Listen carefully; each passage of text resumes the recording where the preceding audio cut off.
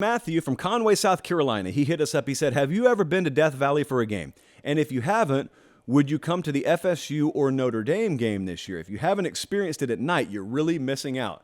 He's right. So are Clemson fans. Even Clemson fans have been missing out.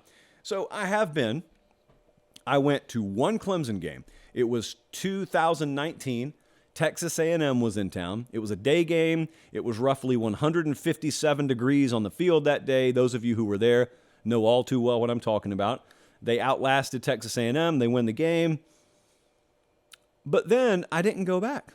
I've had no reason to go back. The closest reason I would have had was last year. But before I get to that, you want to talk about uncovering some deep, dark college football trivia today.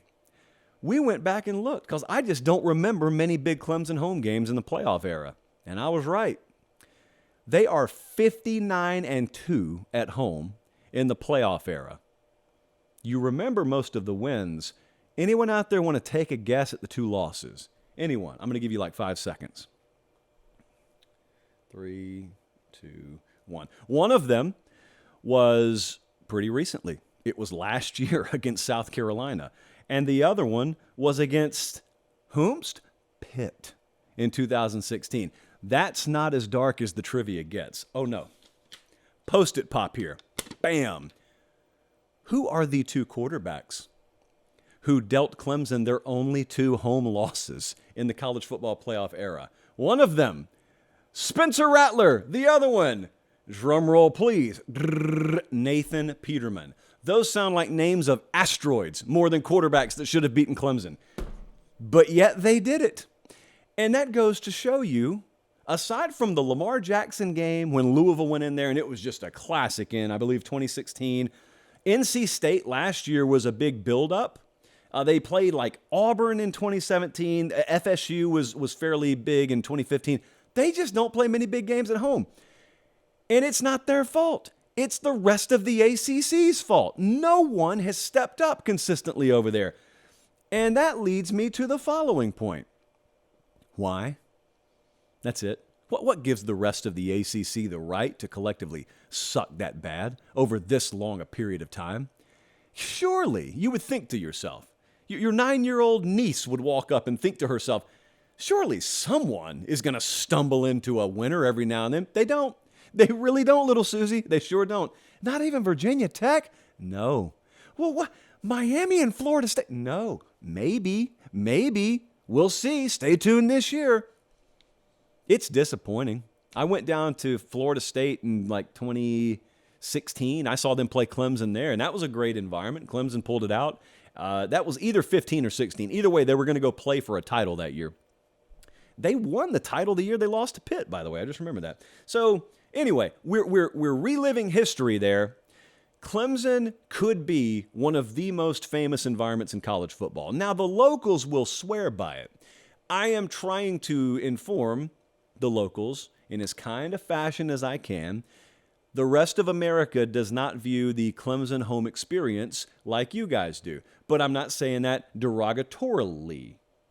I'm 80% sure it's a word. I'm not saying that to slight you. I'm saying you guys are so good, you have removed the threat of losing at home from the radar to the point where we don't really turn on many Clemson games to say, boy, this place is about to be rocking tonight.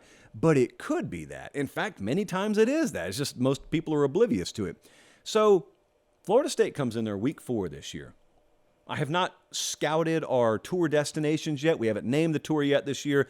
But I would be fairly confident that's going to be the game of the year in the ACC. And I would have some pretty supreme confidence that that's going to be well on our radar for being our destination in week 4. Now, if Florida State were to beat LSU in week 1, Florida State's undefeated when they go in there, or even if they're not undefeated, if they just look like they're legit, they are validating people's expectations, they're a very high caliber team, and Clemson has righted the ship offensively, imagine what that game could be. Like I said, last year, people were touting NC State, but the nation doesn't take NC State seriously. You will have the same doubters about an NC State being a legit contender as people doubted TCU last year. Right up until they went to the title game, people doubted them. Why? they're not a blue blood. So it's that simple. And so the difference is when Florida State starts to make a little noise, the country's already conditioned to take Florida State seriously. They're looking for a reason to do it. And if Florida State goes in there and all of a sudden undefeated versus undefeated, and you may very well have ACC, pole position on the line there, that could be the best Clemson home atmosphere we've seen in a long time. And it will remind you what's possible up there. That place should be right there in the conversation. Every time you mention LSU or Penn State or the like, it should be there. It hasn't been there. And it's not Clemson's fault. It's because the rest of that conference has not held up their end of the bargain. And one more thing. I was on 1010 down in Jacksonville today, and I was talking to Ryan Green, and I mentioned the stat that we're showing on the screen right now. For the first time in a long, long time, those odds, those preseason odds in the ACC are not Clemson and then no one else within earshot. It's Clemson and Florida State. We know the game happens in Death Valley this year, but it's Clemson and Florida State even.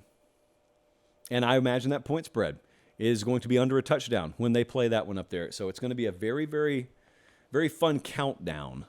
Season starts 4 weeks or 3 weeks earlier than that, but that's going to be the countdown. That's the one everyone's going to be looking forward to.